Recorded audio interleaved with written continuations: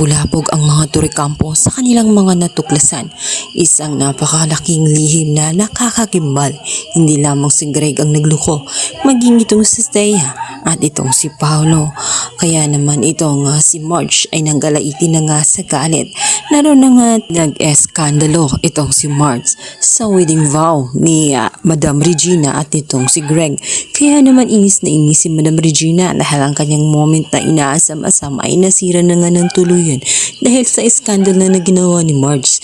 Subalit ayon nga dito kay Marge na hindi dapat yun ang kanyang ikakagalit dahil mayroon pang mas malalang iskandalo na dapat niyang malaman. Kahit pigilan nga ni Paolo ay wala na siyang magagawa. Ayon kay Marge, kailangan malaman nilang lahat kung saan nanggaling ang galit na nangyayari ngayon. Dito na nga bumungad sa kanilang lahat ang isang iskandalong video ni Thea at nitong si Paolo nang galagiti maging itong si Greg.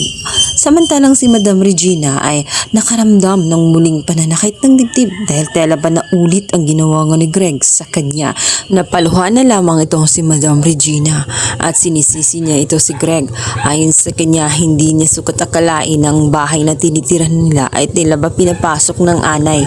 Nagkaroon na nga ito ng lugar na nga gustong sunugin ni Madam Regina ang buong mansyon dahil tela isang bangungot lamang ang bawat kanto nito ay masasamang alaala na bumabatikos sa kanyang isipan at tela hindi na maging masaya pa ang mga Turikampo dahil sa mga nangyayari.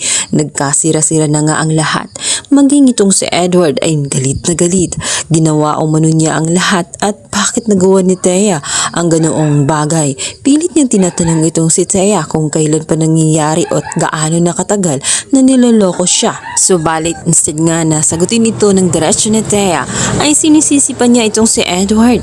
Nagawa umano niya ang bagay na iyon sapagkat sa pagkukulangan nitong si Edward kung saan hindi niya mapunan ang mga hinahanap niya sa isang lalaki.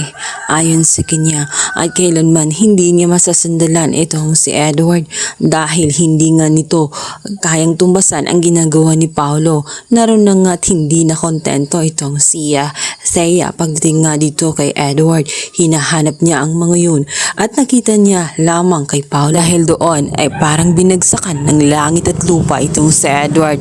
Hindi lamang siya niloko ng harap-harapan maging sa talikuran. Ngayon inamin pa niya Thea ang kanyang kahinaan pagdating sa lalaki. Hindi man lang siya nagpasalamat na siya ang naging dahilan kung bakit nakarating siya sa pamilya ng Turikampo ay dahil nga kay Edward, dahil nga sa pagpakasal niya dito kay Thea.